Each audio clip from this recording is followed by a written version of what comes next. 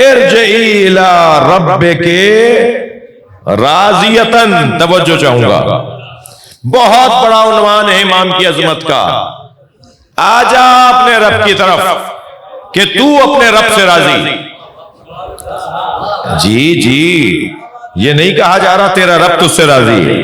ہم سب قربتاً اللہ بول رہے ہیں اور اللہ حسین سے کہہ رہا ہے تم ہم سے راضی ہو جاؤ.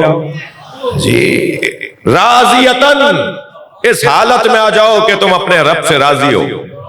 یہ جو کچھ تمہارے ساتھ ہوا ہے راضی ہو، جو کچھ ہو رہا ہے اس میں راضی ہو. جی بات کیونکہ فضائل کی ایسی ہے کہ امام حسین کی ہے تو آنکھوں میں آنسو آئیں گے. علی اکبر کا لاشا اٹھا لیا راضی ہو، قاسم کے لاشے کو دیکھنے کے بعد بھی راضی ہو. مجھ سے تو کوئی شکایت نہیں ہے. اللہ امام حسین سے اس لب لہجے میں بات کر رہا ہے. راضی ہو جو کچھ ہو رہا ہے تمہارے ساتھ. راضیتن مرضیتن، میں اعلان کر رہا ہوں میں تم سے راضی ہوں. اللہ کہہ رہا ہے امام حسین سے میں تم سے راضی ہوں، تم مجھ سے راضی ہو جاؤ میں تم سے راضی ہوں. اب اس کے بعد والا جملہ جس کے لیے میں نے آپ سے اجازت لی کہ مجھے تھوڑی اور اجازت دیں. فادخلی فی عبادی، آ جاؤ خوشی خوشی آ جاؤ، اطمینان کے ساتھ آ جاؤ، میرے خاص بندوں میں داخل ہو جاؤ. بھائی دقت چاہوں گا، نبی کو معراج پر کس رشتے سے لے جایا گیا؟ نبی کا اللہ سے کیا رشتہ تھا جو معراج پہ اللہ لے کر گیا ہے؟ رسول کے رشتے سے، نبی کے رشتے سے. کس رشتے سے اللہ لے کر گیا ہے؟ عبدیت کے رشتے سے. سبحان الذی اسری بعبدہ بے رسول ہی بے نبی ہی بے محمد ہی بے احمد ہی نہیں ہے. بابرکت ہے وہ ذات جو اپنے بندے کو لے گئی. وہاں جانا نبی کا بندگی کے عنوان سے تھا، وہاں سے آنا رسالت کے عنوان سے تھا. یہاں وہاں سے یہاں کا رشتہ رسول کا رشتہ ہے، اور یہاں سے وہاں کا رشتہ عبدیت کا رشتہ ہے. معراج پر عبد کو لے کر گئے، یعنی جب عبد کامل ہو جائے اکمل ہو جائے تو پھر وہ معراج پاتا ہے. عبد کی معراج، عبد کی عبدیت کی تکمیل اس کی معراج ہے. بندے کو معراج پر لے کر گئے اللہ.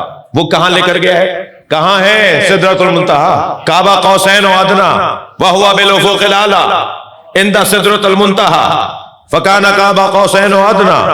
میں ہم اسے وہاں لے گئے کہ جہاں سدرۃ المنتہا ہے، جہاں دو کمانوں کا اور کم کا فاصلہ ہے.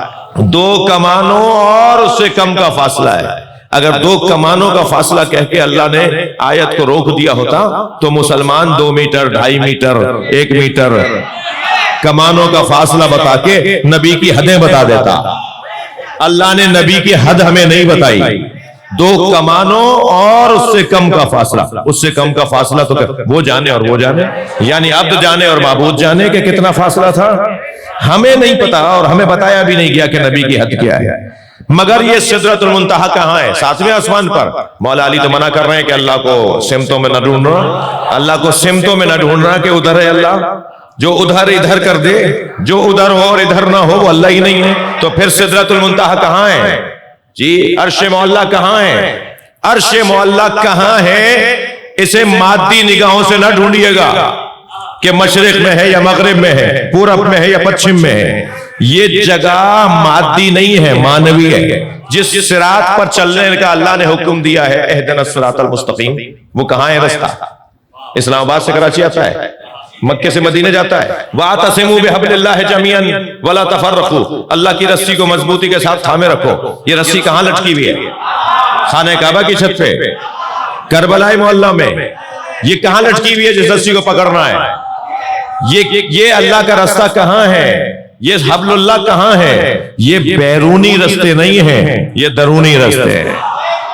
تم کہاں ڈھونڈنے نکلے ہو اللہ کو؟ اپنے اوپر غور کرو. یہ سدرۃ المنتہا عرش معلیٰ کہاں ہے؟ کسی جگہ پر.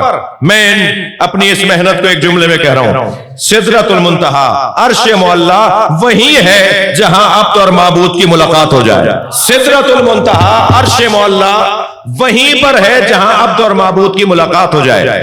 بس جب وہیں پر ہے جہاں عبد اور معبود کی ملاقات ہو جائے تو جب محمد بندہ ملتا ہے تو وہ سدرۃ المنتہا عرش معلیٰ کہلاتا ہے. جب حسین بندہ ملتا ہے تو وہ کربلا محلہ کہلاتا ہے. کربلا حسین کی معراج ہے. کربلا امام حسین کی معراج کی جگہ ہے. یعنی میں لفظ اور بدلوں، جہاں نبی اور اللہ کی ملاقات ہو وہ معراج ہے، جہاں حسین اور اللہ کی ملاقات ہو اسے کربلا کہا جاتا ہے. لہذا کربلا معلّہ کہلائے گی عرش معلّہ کی طرح. کربلا کو اللہ نے معلّہ ہی اس لیے بنایا ہے کہ یہ اللہ کی جگہ ہے. ہم جب کربلا جاتے ہیں تو ہمیں ایسا لگتا ہے جیسے ہماری زندگی کی معراج ہو رہی ہے. دل آنے کو کرتا نہیں ہے. زمین پر جنت. جنت کسے کہتے ہیں؟ جنت اسے کہتے ہیں نا جو سکون ملے گا، چین ملے گا، آرام ملے گا، مطمئن اطمینان ملے گا. جی جنت اسے کہتے ہیں نا. ورنہ کوئی سیب کھانے کے لیے اور انار کھانے کے لیے تو جنت میں نہیں جانا. سیب اور انار ہو اور اطمینان نہ ہو، سکون نہ ہو، چین نہ ہو تو پھر وہ جنت نہیں ہے. کچھ بھی نہ ہو مگر چین ہو تو کہتے ہیں جی جنت ہے. میرا گھر جنت ہے. ٹپکتا ضرور ہے پانی میں، بارش میں، مگر میرا گھر جنت ہے. کیوں وہ ٹپکتا ہوا گھر، کیوں وہ شیطیر کا بنا ہوا اور سرکنڈوں کا بنی ہوئی چھت، کیوں وہ ایسا خستہ گھر ہمیں اچھا لگ رہا ہے؟ اس لیے کہ اس گھر میں اطمینان ہے، سکون ہے، چین ہے. کسی کا تو سونے چاندی کی ٹوٹیوں والے گھر کے اندر اطمینان نہیں ہوتا، وہ اس کی جنت نہیں ہوتی. اور کسی کا ٹپکتا ہوا گھر اس کی جنت ہوتی ہے. تو جنت کا مطلب جہاں چین ملے. جب ہم کربلا جاتے ہیں تو ہمیں لگتا ہے ہم زمین پر جنت میں آئے، واپس آنے کو دل ہی نہیں کرتا. اس لیے کہ وہاں کی فضاؤں میں فرشتوں کے پر ہیں، وہاں کی فضاؤں میں انبیاء کی آمد و رفت ہے، اولیاء الہی کی نشست و برخاست ہے. وہاں 5000 فرشتے تو فجر میں ان کی ڈیوٹی تبدیل ہوتی ہے. حدیث سنائی ہے میں نے آپ کو. 5000 فرشتے فجر میں ان کی ڈیوٹی تبدیل ہوتی ہے. یہ واپس جاتے ہیں اور دوسرے 5000 آتے ہیں جو امام حسین کی گنبد پر رہتے ہیں، امام کے حرم میں رہتے ہیں، اس فضا میں رہتے ہیں. کچھ اور جگہ ہے جہاں جانے کے بعد انسان کو لگتا ہے جیسے چین اور سکون میں آ گیا ہو.